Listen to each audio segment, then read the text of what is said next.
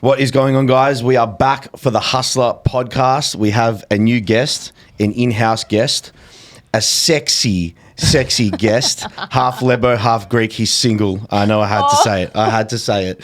He's beautiful. His name is Marcus. I'm going to just drop a little legend in here. Whenever I say Sawan, I'm talking about Marcus. That's his last name. Marcus is a HUSLA coach. He's our in-house allied health practitioner up here, and he runs his own business called Optimum Performance and Rehab. He's an absolute go-getter. He plays in 2 soccer teams.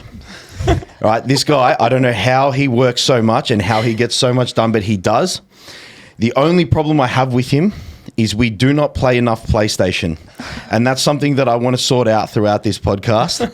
I want to get him on tonight, 9 p.m, for a couple of games of COD. Yeah, we could probably do that. We can? Maybe. I love that. We'll see. We used to play COD together, and then now we can't find the time to play. So it's a tough life. It's a tough life.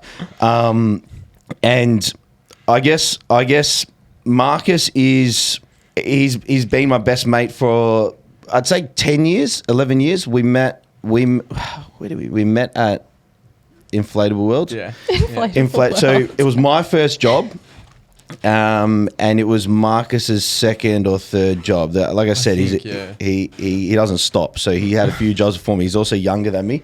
So it was my first job, and we used to work at Inflatable World, where we would look after the kids on inflatable equipment and make sure that they weren't hurting themselves, and we would like limit numbers on the machines and all that sort of stuff. So that's where we met.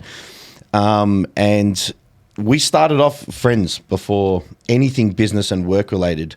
And through our friendship, we spent a lot of time together. We trained together. We hung out literally every night together. We got some good stories, some good memories. We've done a lot of cuts and bulks together. We would go and find lean options from Coles and Woolies when we would hang out at night, like biltong and all that sort of stuff, salads sometimes, and we would just kick back and just eat. We would just on the bonnet of my car, eat lean on the bonnet of his car. Eat lean. Yeah, we called it eating lean. Like lean, like low cal. Like No way. on the bonnet of my car, like low cal. And yeah, ridiculous. That's so raw funny. steaks. Yeah.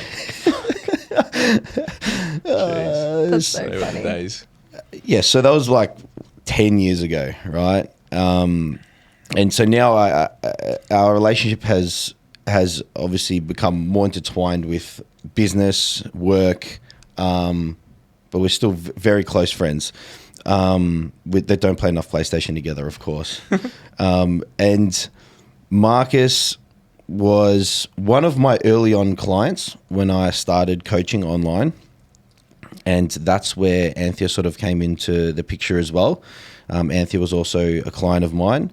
And there's more story to tell before this. Nitro days. Oh yeah. When we yeah. So we used to train. Was that the first gym we trained at together? No, Hammer House as well. We used to hit Hammer House, but Nitro was pretty consistent. Yep. Because my parents' cafe was like right near there, still is. Yep. And we used to go there. Shout out to Zeta. Yeah, Cafe Zeta. on Boundary Road, guys. Off Boundary Road, Mills Road. We can't miss a plug. And Zeta is quality. They do like warm sandwiches. Everything's freshly cooked in the morning. It's old school. Get whatever you want there. Yes, that's where he gets his hustle from mum and dad. Sure. They're just absolute go-getters. They put everything on in the mornings. It's quality food. So go down, if you're near Boundary Road, go down and get yourself couple of Lebanese snacks. Yeah. Anyway, so across the road was Nitro. Yeah. We trained there several times a week. Yeah, we used to hit that heaps. We used so to much. Crazy times there. Pre-workouts? Triple scooping pre-workout. Yeah, triple scooping pre-workout. After. Yeah, like literally feeling like dog shit after our sessions, but it was all worth it for the pump. Used to bring extra citrulline as well, so you'd be walking into your session shaking and tingling. But yeah, and we were like, I mean, you had some bulk on you, but I was like a twig back then. That was early days into training. Yeah, you've come a long way. Yeah. You were an athlete. Yeah, well, that was when I'd stopped playing. So Yes, but you were still Tell us actually, about some probably backstory there. As I played soccer my whole life, grew up with soccer. You know, training whatever 3-4 times a week, playing a game. It was everything to me. I heard he was a gun. He never said it 'cause he's humble in that, but I heard he was a gun. Doesn't want to talk about it. So yeah, growing up playing soccer all the time, that was my really only thing. I was at everything else. Couldn't throw a ball, couldn't catch a ball, couldn't play cricket. I tried to join in at lunchtime, and I was like just rubbish. So I'd usually just stuck to what I knew, which was the round ball. So you were no good with your hands, but you were good with your feet, and now you're good with your hands. He's got and now he's got magic hands. It's a muscle. You can train it. You got magic hands. Yeah, a practitioner up here, obviously. Different domains, but yeah. So stopped playing soccer. I just wanted a break at the time. And that break ended up lasting a while. Like I got into the gym, started smashing it. Like we started training heaps together. Jace obviously didn't play sport. He was just smashing the gym. So Just a powerlifter. yeah, just a powerlifter. I wasn't back then. Yeah, you got into it a little bit after. Got into it a little bit after we met.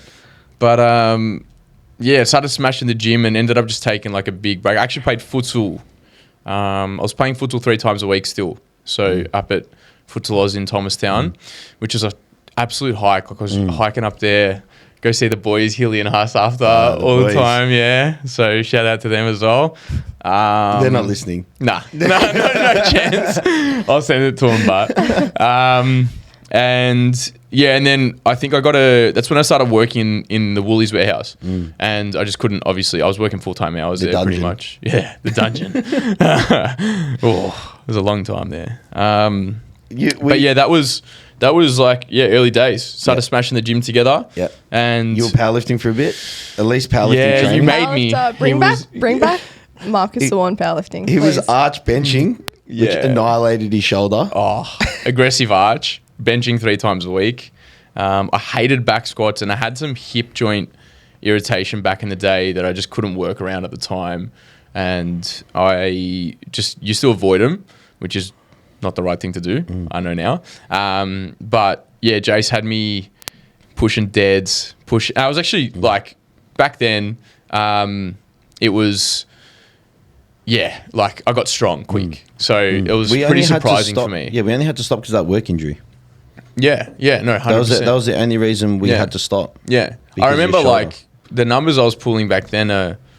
I did like 180 for 8. Yeah, you were conventionally like big. No, and sumos. Yeah. I used to 8 sumo reps. as well. Yeah, 180 for 8 fucked. and I was that was solid. And then I remember one time we all went to the gym and we all maxed out. You versed my brother in a max out. I remember that. And In a conventional deadlift. I think I you don't failed. need a conventional deadlift. I did conventional deadlift, and your brother thinks sumo is just cheating and all that with like the rest of the world. Yeah. So I said I'll do a conventional. Yeah. He won. Yeah.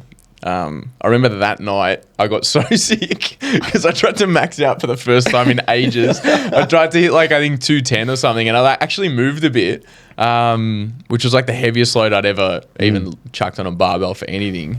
And I was just surprised it moved. Like you guys were all screaming at me. I put a belt on for the first time. I used to lift beltless. Always lift beltless. Like I'd never lift with a belt. And chucked a belt on. I felt so strong. And I was like about to move 210 out of nowhere after doing like a couple blocks with you. And then I got so sick the next day. Yeah. My shoulders were cooked. Yeah. And I was a fishing rod for that. I think it was a 220 or 230 or something that I pulled. It was like my back just fishing rod. Yeah, I remember. The camera, was at Muscle City the as video well. footage would be gold. We've got it. Like we can get it up. I think we can get it from somewhere. Yeah, we'll find something. That was Muscle City days. We used to Muscle go City days, twice a week without fail. You'd come after Woolies, after your like 4 a.m. start or whatever at Woolies. You'd come after Woolies. You'd get there half an hour after us. I believe it was like either 12:30 or 1 o'clock. And we would train Tuesday, Thursday every single week at Muscle City. Anthea was there for a lot of it as well. We used to go to Chatty after. Chatty, and go 2 hours, to just get steps in. the candy, sweet candy. And Steps and carbs. And just buy lollies because Jason had us all on like 50 grams of fat and like maxed out our carbs. 650. I think it was either 700 or 650 carb and like 60 grams of fat. It was. I remember I used to take at work in the warehouse. I had like pockets full of LCMs.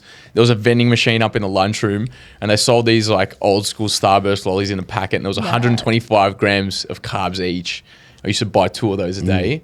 And then I'd still feel busted coming into my sessions because I'd just been lifting boxes for like 10 hours and then I'd come and train. I'm pretty sure I was on like 40 fat, 500 carb at the time as well. So I was experimenting with myself for sure on like how can I, because I got clients that need to eat low fat. I was like, all right, how can I, if I can do it, like I could teach them to do it. So I was going like real low. Anyway, if you're listening, we don't put people on 700 carb and 50 fat unless they're like fully ready for it. You know, there's some people out there that are like, yeah, man, just give it. Yeah. I want it. You know what I mean? But good times back in the day, first year out, doing high carb, low fat. The boys are jumping on board. The girls are jumping on board. That was our bro era. Yeah. That was our bro era. We were coming out of it. Yeah. We were coming out transition. Yeah, like we were doing transition. like proper programming, proper training, hitting muscle groups 2-3 times a week, doing all full range of motion stuff, like program proper. Before that, when we were at Iron Kingdom, Nitro, they changed names, but yeah. That's when we were like literally just, that was full, bro. We were negative reps. One day, all kinds of shit. Just obliteration of the chest at all times. Yeah. Yeah. And the mind. Yeah. The mind first, chest second. Before we even started, the caffeine had obliterated the mind. Yeah. And then we just had to get through the workout. It was like war. Yeah, good times. Sawan, I want you to tell us where your passion started with rehab and lifting and coaching and all of it. Okay, so probably like ties into, I'd say, the next step after that, I guess. So I was pretty lost at the time. At that time when I was playing futsal like 3 times a week, whatever, and just transitioned into a different job. I'd been studying law commerce for a year or 2, hated it. Oh my God. Wait, you're studying, you're doing law. I know that. I think I knew that, but I fully forgot about that. Yeah, I was doing that. Wow. I was doing that like early days, and like hated it, like failing, like miserably.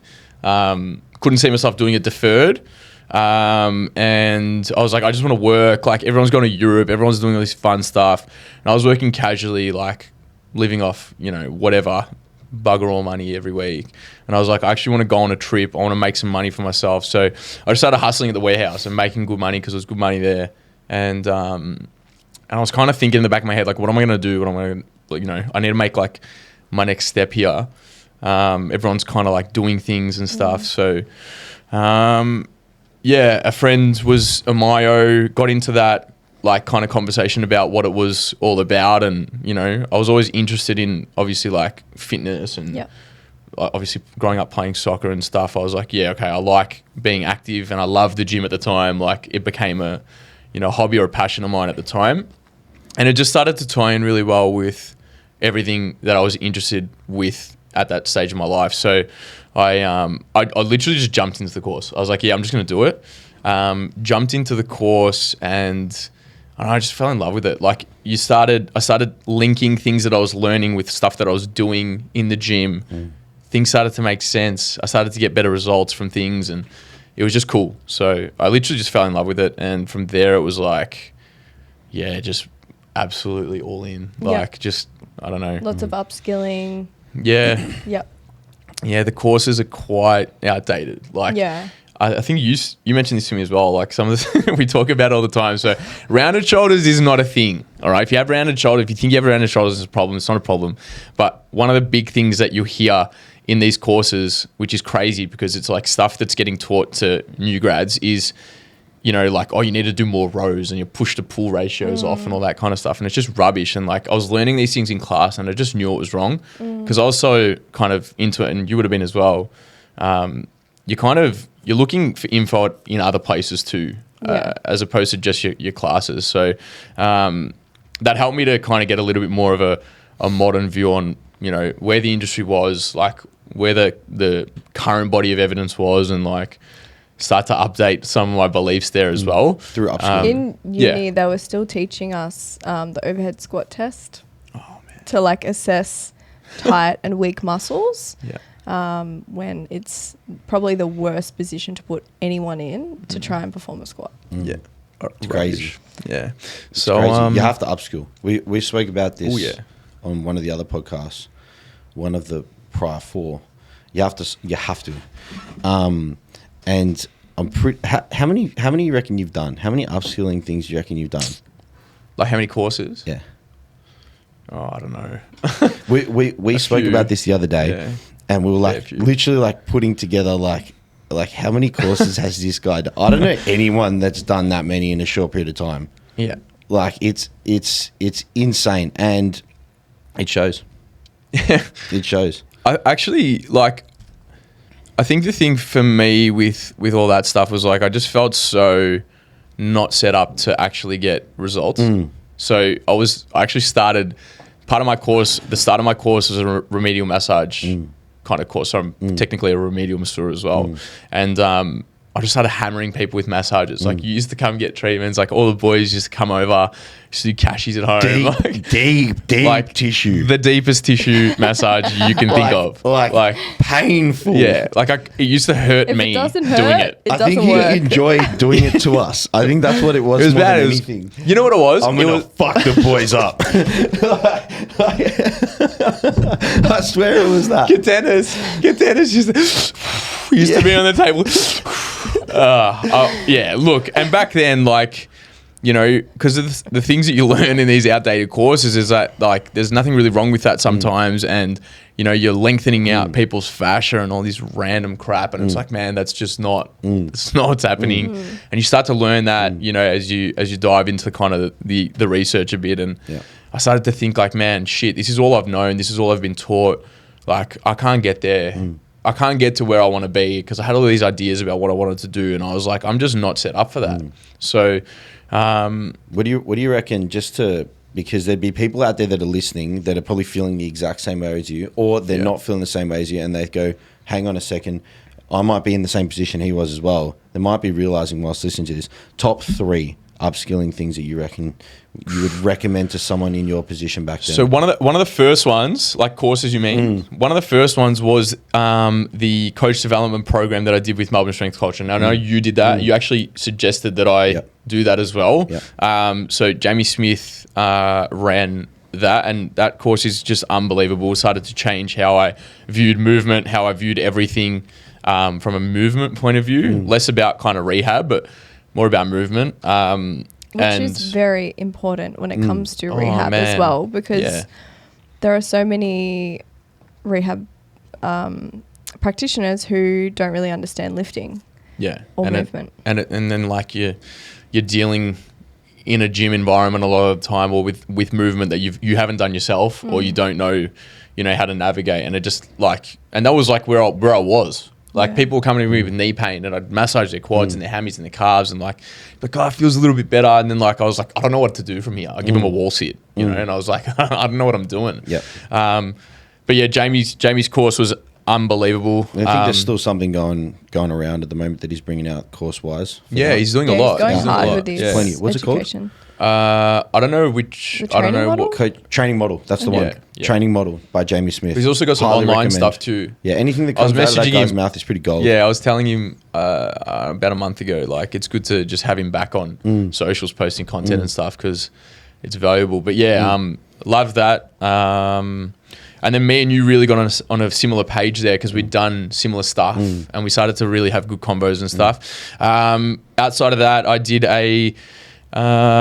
you went way deeper. Yeah, I did a mentorship with Dave O'Sullivan, online mentorship. So he was the World Cup physio for the England rugby team.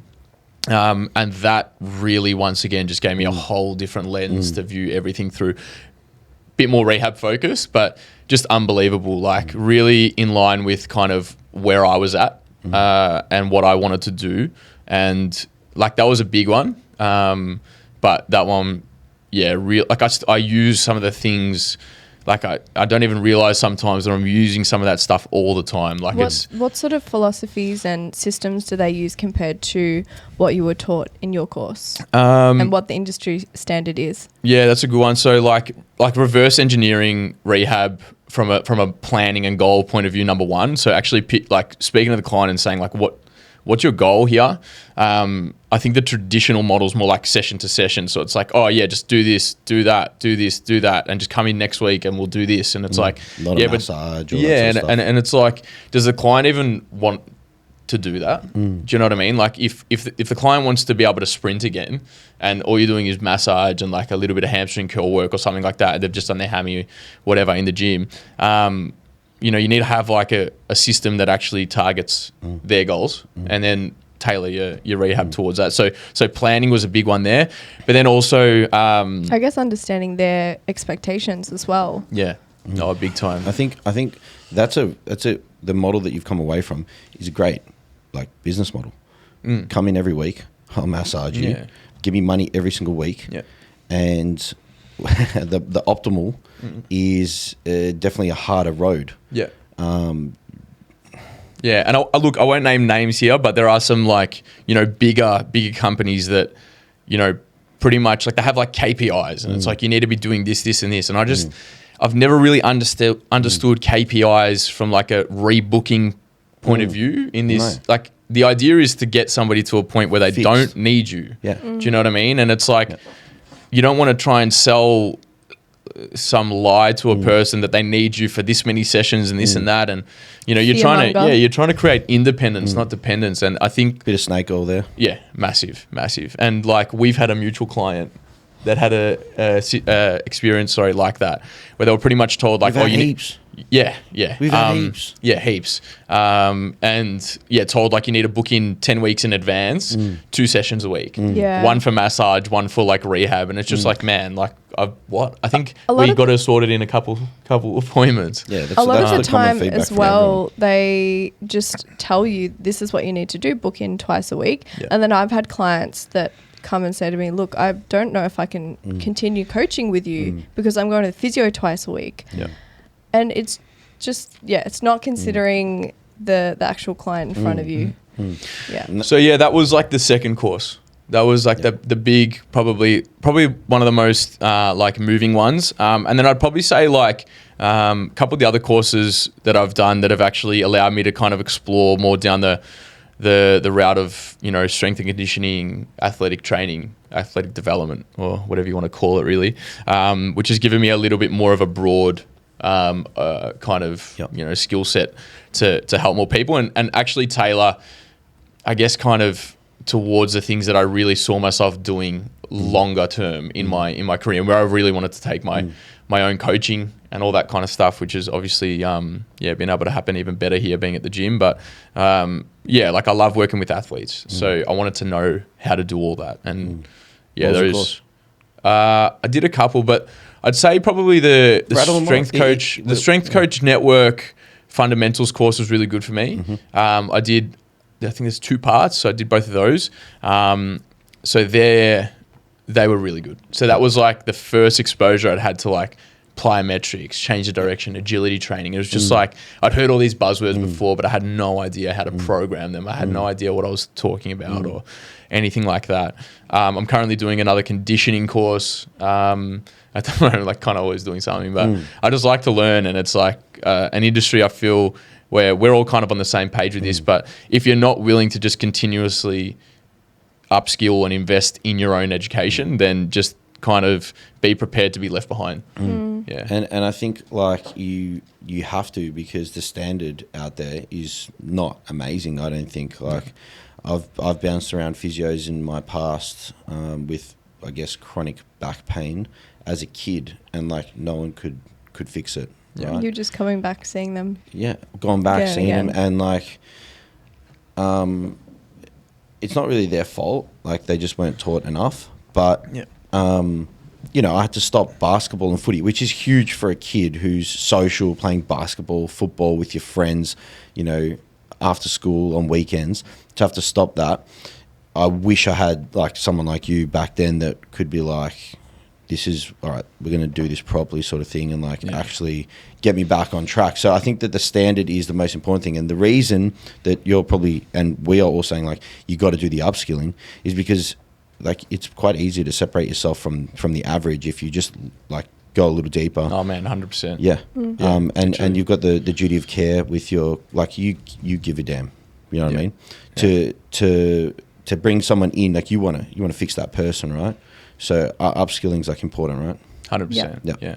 So some practitioners have a really big stance on just doing manual therapy or just doing loading in the gym.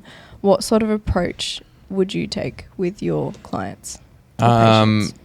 So yeah, it's like obviously, like I mentioned before, it's changed over the years. I started like literally just manual stuff, had no idea what I was doing from a rehab point of view. And I also I wasn't like covered to do any of that ever as well. Like I wasn't actually allowed to. So I didn't really do that stuff. I used to give some advice here and there, but it was rubbish. But yeah, I guess more so these days it's like right place, right time. So there's some things like, you know, I get like Jace, for example, sometimes you as well, sometimes be like, oh man, I just feel like I want a bit of a treatment. Like, you know, I want a bit of a massage, whatever, just help me chill out, help the muscles feel a bit better. It's like, yeah, cool. All right. Easy done. Someone's got an injury. Someone's got something that they're dealing with in the gym. Most likely it'll involve a little bit of that if needed.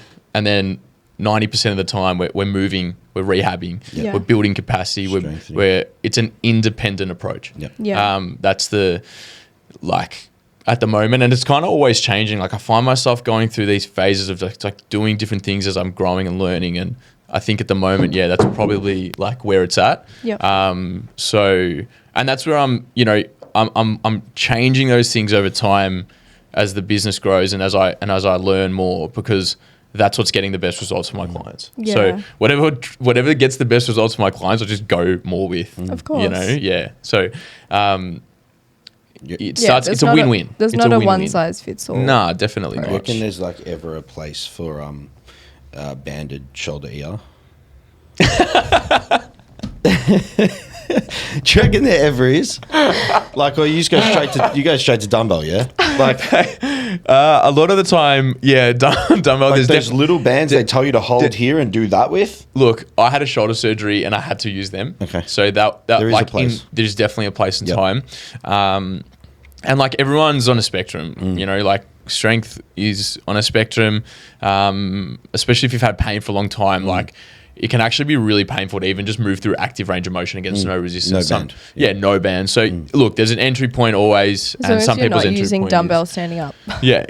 Dumbbell standing up. Dumbbell standing up doing this, just Should we explain why? No, I reckon we just say if you're doing dumbbell standing up, or if you've been told to do dumbbell standing up, like get yourself a new practitioner. Definitely not a good idea. Gravity's not acting. No, you're doing nothing. Doing nothing there. I think I actually want to mention something just about like on that and how moving to this gym as well has changed everything for me, because I think that's something that a lot of people don't actually know. Some people think that I started my business here. I actually had my business out of a gym in Caulfield, a Body Fit there, and I liked it there. I loved it there. It was close to home as well. It was really kind of nice to just jump in, and I pretty much just threw myself in the deep end. How long ago was that? That was, when was it? I think this is my third year of business. Almost. Yeah. You're on your third year. Yeah. So I think that would have been 2 years ago, 2.5 years.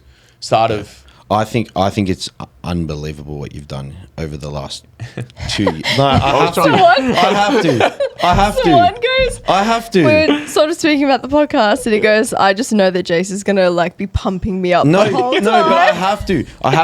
He's okay. So this is his third year, right? For those of you guys out there that don't know, this is his third year, right? He's booked 2 weeks in advance. He's fixing people. Everyone that comes through to him from my clients with his magic hands. Everyone that comes through from my clients who like sometimes have got to fight to get him in because they go to the local practitioner. I'm just like, man, like just go to someone that we trust. Like, you're paying me to coach you. Listen to what I say. Go to our practitioner. I trust him. He'll get you fixed. Everyone that comes through is like, man, 2 sessions I was sorted. Like that's 2 years. You're on your third year. I think it's like unbelievable, right? People struggle to get a full book and to be booked out for years and years and years. Some people never even do as physios, myos, whatever.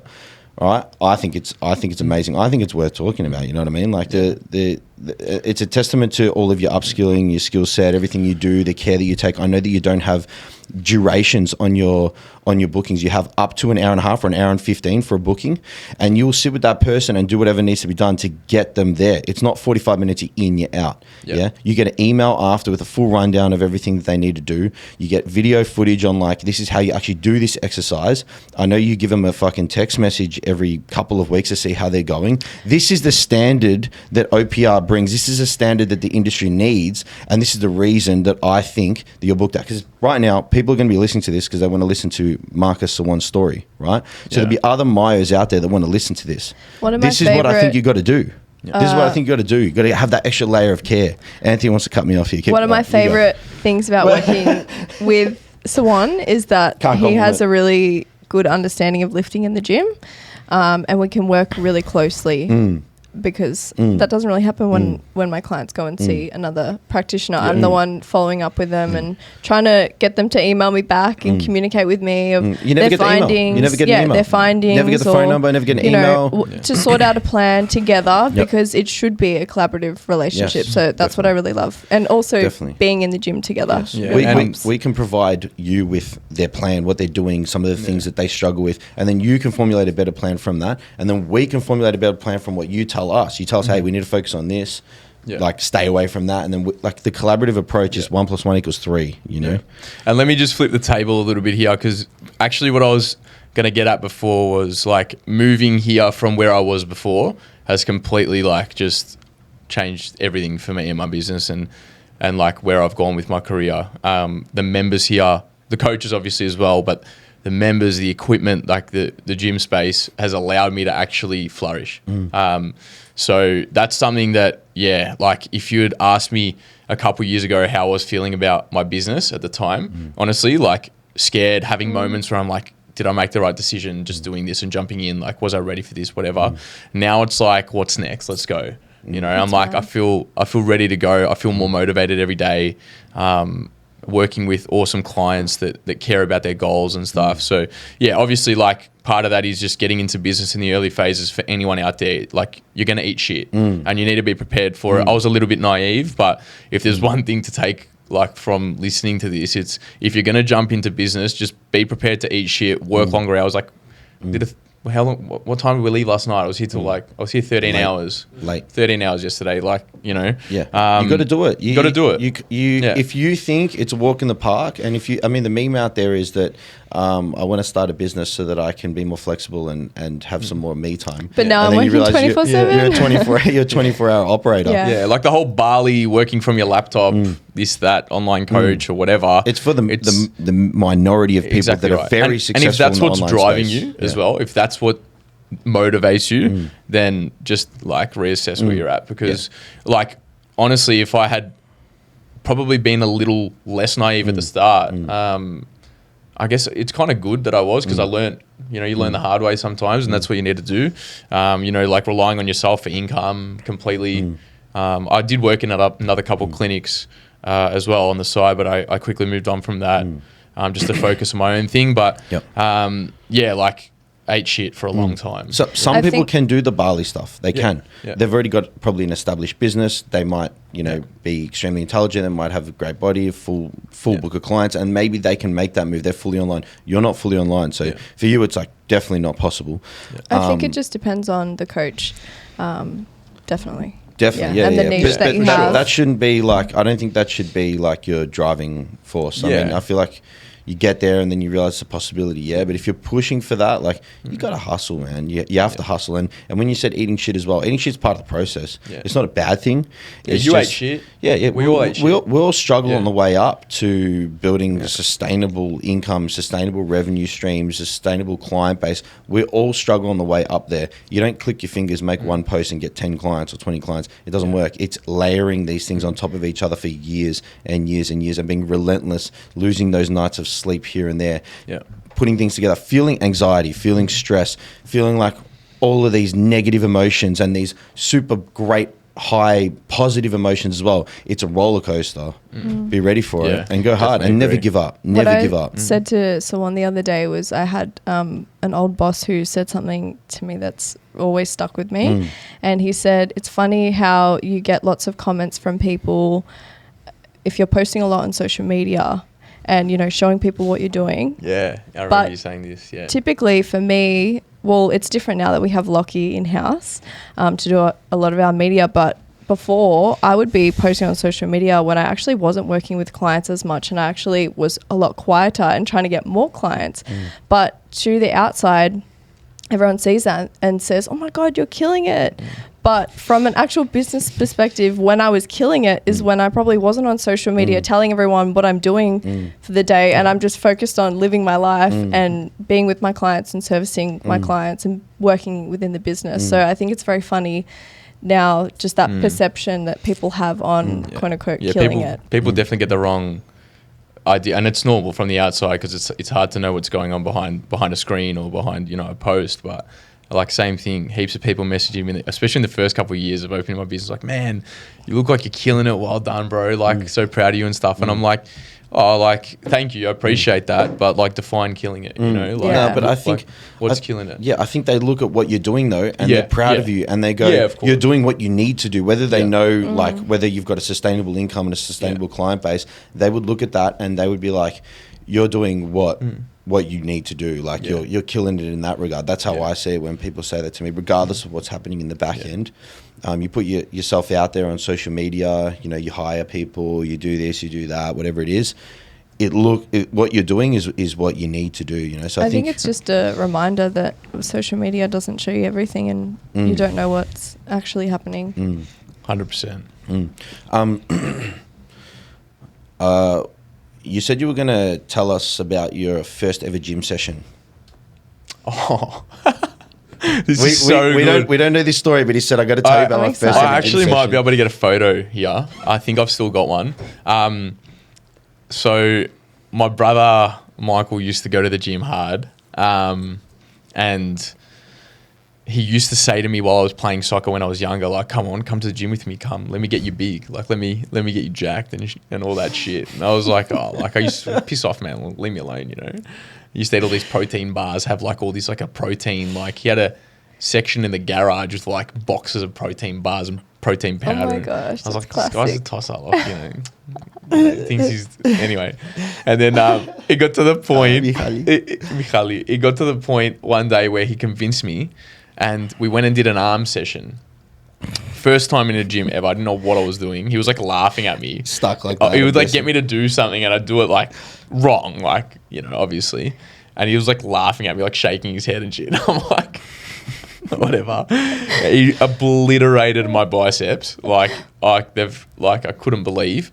I woke up in the morning with full swelling. Like, my arms were double in size and I couldn't straighten my elbows. They were stuck like this. I had we went out for his birthday. I remember we were at Republica in St Kilda and I was like sitting at the table like this because I couldn't straighten my bicep. I was freaking out. I was like, what the hell's going on? Turned off the gym for ages. Hated it. I was like, I'm not going back. I think that was when I was like, I don't know, 16, 17. Didn't go. God. And then started hitting it again when I was like 18, 19. It was like so full funny. Swollen.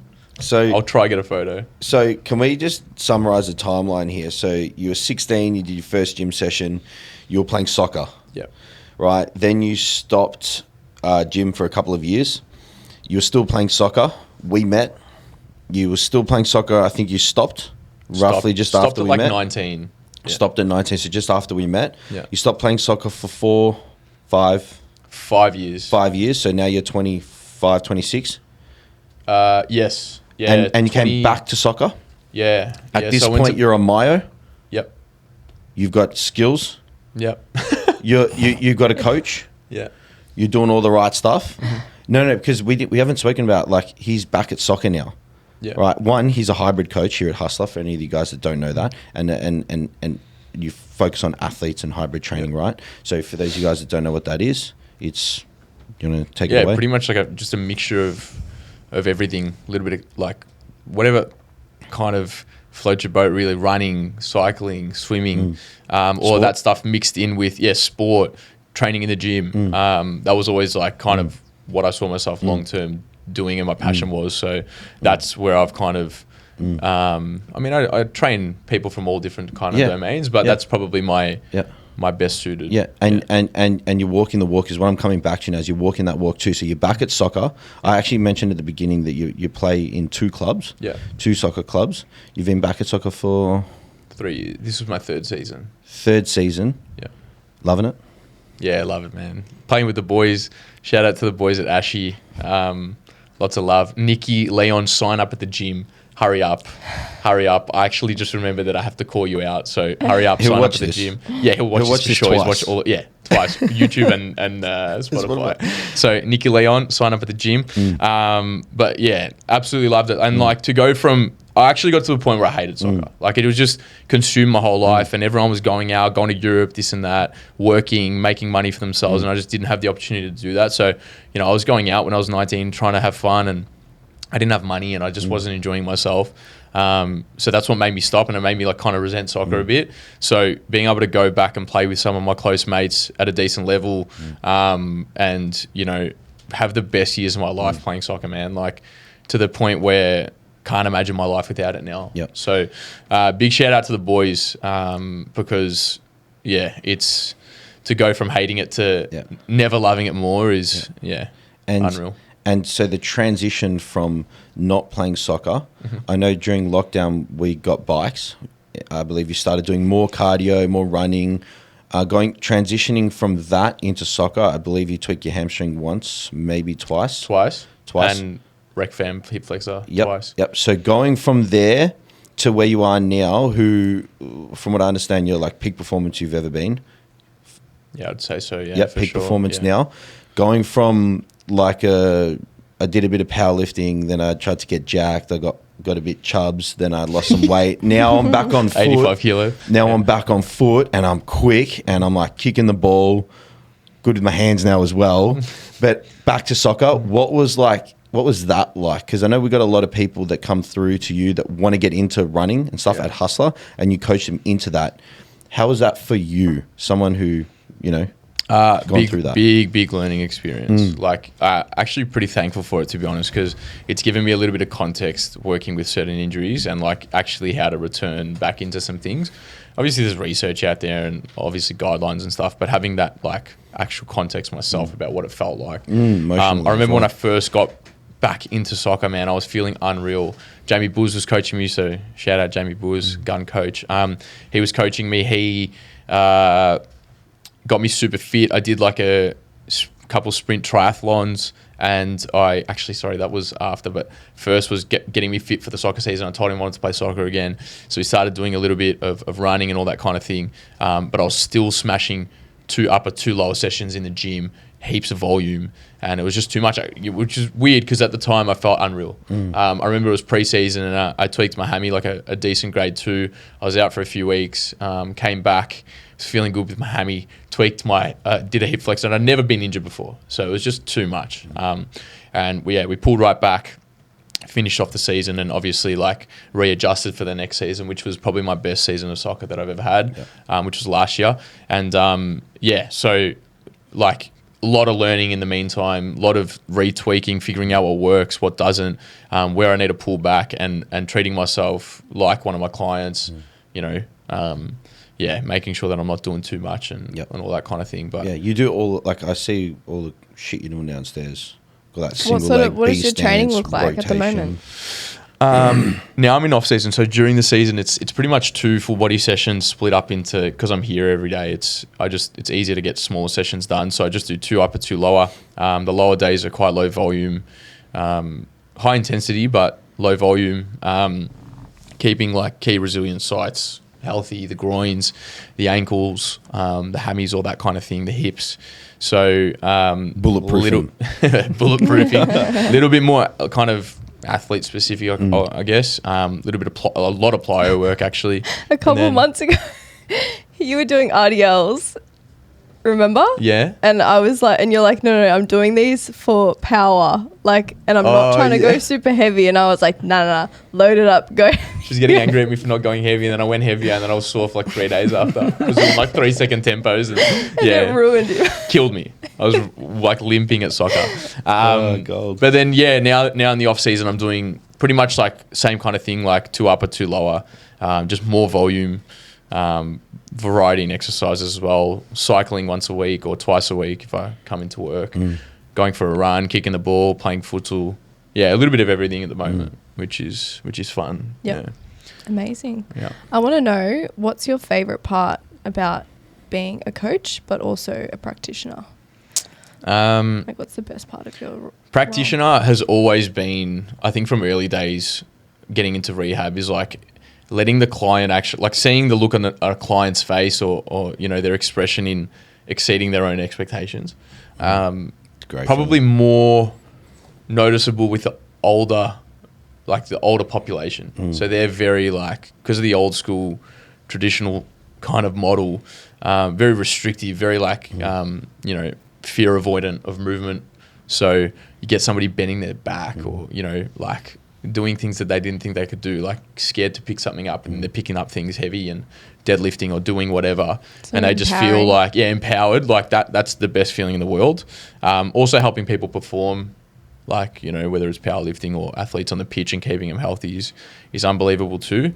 And then as a coach, pretty similar. So like just, I think obviously you have more contact as a coach, obviously. So you kind of keep tabs on how everything's going in their life and all that kind of thing as well. So being able to see somebody navigate, you know, say months of like shit that comes up like everyone has shit that comes up. Yeah. And after a few months of like, oh man, like this popped up, but still, if I zoom out, I've made all this progress. Yeah. And people like, I didn't think I could do that. And they thought that everything had to be like to a T, 100% bang on. You can't go out, you can't do this to make progress. And it's like, man, like we went out, we did all this, like we've progressed over the years. Yep. It's just about showing up and Exactly it all right. accumulating. Do the majority well. And how much overlap do you think there is between being a practitioner and the skill set that you require for that and coaching? Actually, I'd say quite a lot. Yep. A lot of the stuff that I find myself doing, like with my kind of clinic clients, I call them, is so similar to what I do with my online clients. Like I'm checking in with them, I'm updating programs. Like sometimes I feel like I use kind of slightly different systems. So obviously, like Google Sheets and all that kind of thing is a little bit different to what I do with my rehab clients. But yeah, it's the same stuff. Like it's just always in communication, always in this like, you know, constant back and forth of like, what is the best thing that we can do for you? How can we tweak things? How can we make things better? It's honestly just all the same. Like I always say, rehab is performance and performance is rehab. And it's funny that I name my, you know, Optimal performance and rehab. yeah, like it's really OPR, like, baby. it's all one. It's all the same thing. It's just pivoting and like changing things up. And that's pretty much it. Mad. Amazing. Mad. I kind of want to hear, what would you say the next step looks like in terms of Good question. OPR? Honestly, just like coaching? if you'd asked me 2 years ago, I would have said just keep trying to work and build my business and stuff, because I didn't know Hustle was going to open, or however long ago before I knew it was going to open. So I'm just riding the wave at the moment, to be honest. I kind of beat myself up sometimes about like not planning enough for the future. I know Jace is like always trying to help me with that, which has been invaluable. Is that the word? Yeah. Yeah. Invaluable. Obviously like having, done it himself, slightly different industry, kind of the same at the same time though. Hiring people, getting more people on board, all that kind of thing is something that I definitely want to do. It's good to have Jace to lean on for that, because I wouldn't know where to start, but I think that's definitely on the horizon. We fuck around and find out, bro. Yeah, exactly right. It's all part of it, but yeah, definitely want to have a team.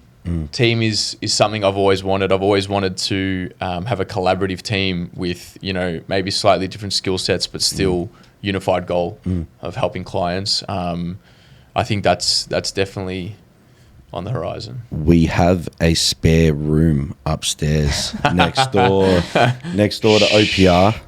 Yeah. It's not for anyone to come and rent that runs their own business. It's for someone to be hired by OPR, Marcus, Sexy Lebo Greek, to do either remedial or physio or something along those lines. I think it's worth touching on. Anyone out there who it's maybe the first we're touching on it, to be honest. Yep. I haven't really said anything publicly about that. I've spoken to some people about Should I not have? Nah, that's all right. Because it's on the horizon anyway. Yes, so it's good to put it out there. Yeah. Just a network as a minimum, just to chat. Exactly right. And I know there's like heaps of practitioners out there that align with, you know, the more modern approach and want the best for people. So if you're one of them and you want to get in contact, please do, because always on the lookout. Yeah, 100%. Yeah, there's if you're out there listening and maybe you've been running your business and you don't like doing the back end stuff and you want to be a part of a team where Marcus can take over all that back end stuff and you can focus on the hands-on stuff, reach out. Like, there is nothing. This is my biggest piece of advice to anyone out there in business. Talk to as many people as you can. Whether there's an opportunity there or an opportunity in the future, make that first conversation happen. Network, have a chat, get to know Marcus, come in, like train with him. I don't know, whatever it is. Yeah. Make that first point of contact, network, and when things come available, no matter what industry, no matter who you're doing it for, network with everyone that you can. So if you're out there, maybe that's you that's running a business and you're over the business side of things, you want to focus on helping people, or maybe you're newer to the industry and you really love what Mark's saying about upskilling, you're driven to upskill, you're fresh to it, make that contact, have a conversation. When an opportunity arises, you're going to be going through a list of people you've most likely already spoken to. Yeah. It's not going to be, hey guys, can you give me your resumes? And then next week you've hired someone. It's going to be most likely someone you've known for a year or 6 months or 2 years that has been coming up and they've been on your radar, and you're going to reach out to them, right? So if you want to get amongst it, there's no better time than now. Literally make that conversation happen and go from there. So yeah, for sure, 100%. The time will come. The room is empty. It's currently a studio. Yeah, it's on the horizon. Put an aircon in there. It's on the horizon for sure. It's been a crazy year. Pretty much coming up to a year since moving in here. Yeah, it's only been a year. We've only been just a year here. It's been I can't believe a year's gone past already. But like from where I was a year ago to where I am now is unreal. Thanks to everyone here at the gym and the space and everything in the environment. It's the members, man. Like everyone that comes here, like, man, I say it all the time. Like, we've got the best members. Nothing without them. We have the best members. We're nothing without them. The members keep everything like flowing nicely and building relationships and like a place where you want to be. Are we like ready for that last question, or what's the last question? Oh yeah, I forgot about the last are we question. Up to that? You reckon we're up to that? What is the last question? So the last question, I think you didn't like it. I can't remember.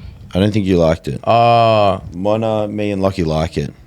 Anyway, final question is, when you move on from this world, what do you want to be remembered for? Yeah, I remember this question now. You don't like it?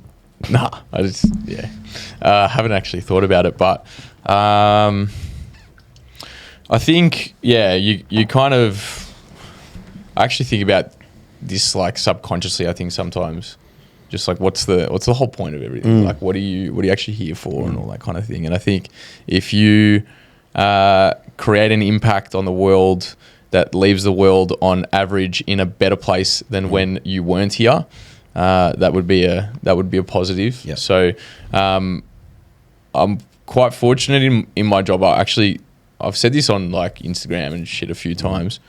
It's like every so often I'll just get a moment of like, man, my job is the best because I just get to help people. Yeah. And like people are thankful and you get to feel what that feels like from their point of view. So that is something, you know, from a business point of view, I think, I really want to do, which is what my whole business is modeled around. And then also from a personal point of view, just being a loyal person, being a kind of, you're as loyal as they come. This guy's as loyal as they come. Like, you can't break his loyalty. It's impossible. It's impossible. He's also really, really good at paying the bill when we go out for dinner. Like he's undefeated. I don't know if anyone's defeated you before. I get you every now and then, but the majority of the time you get me, because my next thing to do is to put you in a headlock and like hurt you, and that's how I would win. But I can't do that at a dinner place. I can't do that when we're out for dinner. So hasn't he doubled it? That's my rule. Okay. If I pay if you try to pay for something that I should be paying for, and you pay for it, I'm going to transfer you double the amount. So one time, let me pay. If it's my right to pay, let me pay. So one time we went to JPS Hustle Lifting. We did a stall at the front for a competition, and I got Marcus to run the stand to sell products, and it was Sunday rates, $300 for the day, right? Anyway, I paid him. He paid me back. It was the agreement that we had. He paid me back. He didn't let me pay him. I was fuming. I was fuming. That's like you reserve those things for obviously a few people in your life, but out of probably anyone, like Jace is probably the one person that would do that for me and does so much for me as well with everything. So, I'd like that. I was never taking that money. Hey, if anyone, like he was like telling me like, $300 for the day, yes, sweet. I was like, all good. As if like I was actually going to take his money. I'm not taking your money. Hey, if anyone out there needs a 2014 Jeep Compass in white black rims, the Jeep, bro, it's going. It's going. If anyone knows me since I've turned 18, the Jeep. Yeah, the Jeep is getting sold. We've had some great times. We ate. The eat lean. We've eat lean on the bonnet. Some great times in that car. So that car is great adventures. About to get sold. Sad times. But immaculate condition. Yeah, new chapter. If you come to HUSLA GYM and you see some black spray painted marks, it's because Jason spray painted the freshening up the floor mats. So Jason changed my back lights for me too. He fixed up all my stuff. We did it together.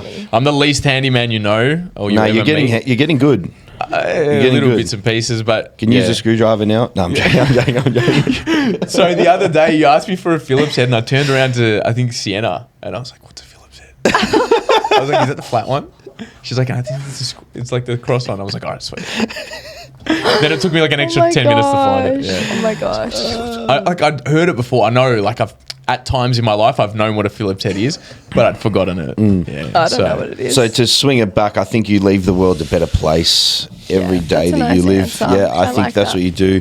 I think also you wanting to live by these standards is probably what somewhat brought you towards being a practitioner and a coach in a rewarding field where you can do those things, whether it was subconscious or not. The things that drive you to be the person that you are, whether we know them or just feel them subconsciously. I think that's what sort of brought you here. Fuck let's go, the Love boys. It. Should we do the giveaway? Are we doing it? Yeah. Sick. All right. So this is a giveaway for Mona. Yep. Do you want to draw it, on Sawan? the podcast last week. Okay, and so this is to win. Lebanon. This is Mona. Right. This is to win a free TS custom program valued at $200. Yes, there is 20% chance that you will win it if you have shared it. There are 5 people in this one, so we're growing. But very great. What are they called? This one right here. Odds. Very great odds. Thank you, Lockie. Brain's blanking. Danny Sarah, let's go. What did she win again? Full individualized program, from free Mona. consultation from Mona, the queen. So Mona will reach out to you today or tomorrow and give you the life-changing programming and everything that you need. So the giveaway. now we're going to do someone's going to do a giveaway. Yep. What is it?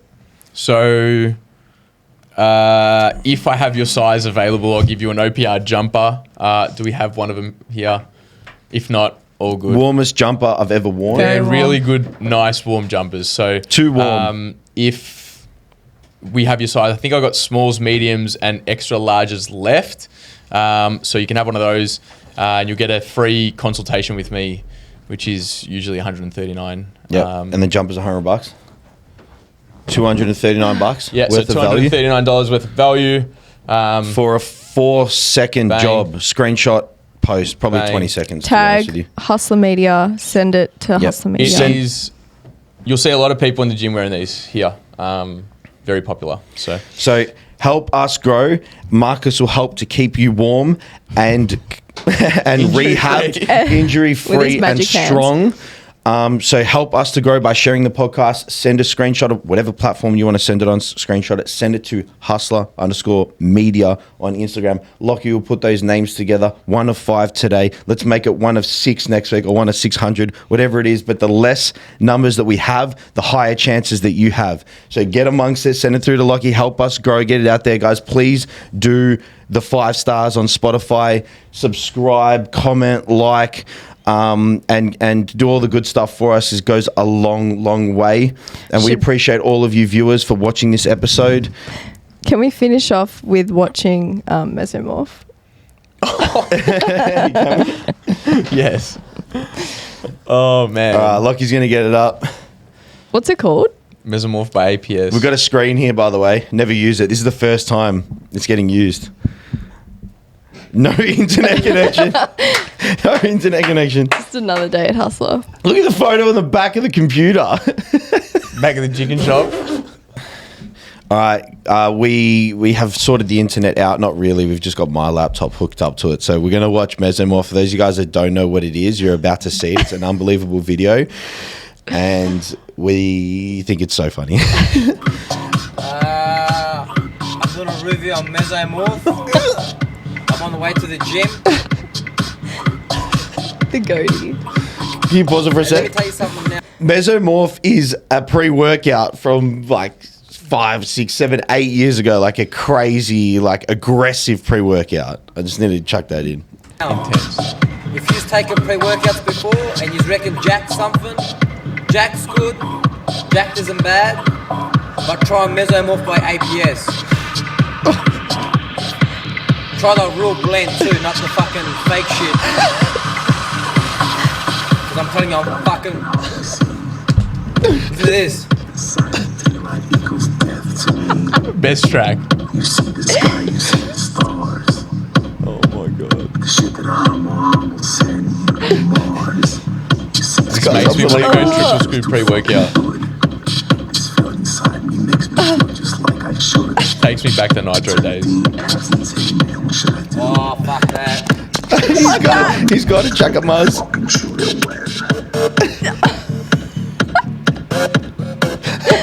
I love how this is a pre-workout review. Like, Fucking hurry man. up, man. This... Anyway, Road just raging. him My point losing in is- the car. Mesomorph, Amazing. it's amazing. Amazing. The wink. Unbelievable. The That wink was is unreal. unbelievable. Oh my God, that's so good. I might Anyway. might go train arms now. Oh man, that is like on brand for us. That video is like classic memes. Now, to tie it off, which I tried to do before, where can people find you? Business, yourself? So Instagram, personal and business. My personal is Marcus_Sawan, easy to find. Yep. Got a couple links on there if you ever wanted to reach out or just shoot me a message at any time. Otherwise, the business page is Optimum_Performance and Rehab. I think I've actually forgotten the full. Yeah, it's in his bio. It's It's in his bio. Optimum_Performance and Rehab. Find pretty sure. Marcus, you find Optimum. Yeah. And you'll find So Rehab. yeah, can reach out whenever you need Yep. if you ever want to reach out for whatever reason. Maybe through there. maybe don't ask for when appointment slots are open because he's got a link in the bio. Just click on that. You can book straight in from there. And if you have any other questions that need to be asked prior to that, then just reach out to him. But he's the man. If you have any niggles or anything like that, reach out to Marcus. If you want to network about, when he possibly might be hiring someone, reach out now, make it happen, or forever not be an OPR employee. Anyway, are we wrapping her up? Thank you, so. Marcus. Thanks, Anthea. See you guys. Peace out. No. Next week. We're going to talk about next week a little bit. Yeah, sort of peace out. But we're going to be sitting down with the man behind the camera, the man between the headphones. Lockie, he's laughing at me because I butchered that. Absolutely butchered it. We're going to be sitting down and talking all things media, Lockie's life, I reckon we might. I don't know much about space, but Lockie loves space. I know he likes all that sci-fi stuff. We got the same favorite movie. That we both like the same movie. That's Interstellar. So it should be a really good chat. I think myself and Anthony are going to sit down with Lockie. And I think Marcus, you might have to sit behind the camera and play around with the things so he can like pull out my and all that sort of stuff. But anyway, let's leave it there, guys. Thanks for watching. Like I said before, 5-star us, like, comment, subscribe. Or if you're on YouTube, if you've got questions, you want to see something, let us know and we'll make it happen. Thanks for watching, guys. We appreciate you very much. Thank you. Mwah.